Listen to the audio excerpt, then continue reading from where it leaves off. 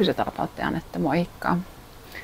Jännittämisen säätelemisestä, ahdistuksen säätelemisestä yksi vaihtoehto on näin. Sisäänhengityksellä lasket aina numeroita 1–10.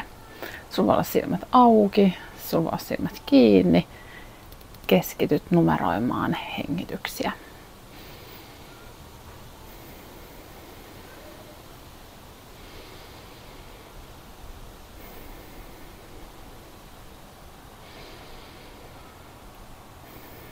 Kuten jossain vaiheessa pääset numeroon 10, aloitat jälleen kerran 1 uudestaan. Yhä uudestaan, uudestaan ja uudestaan.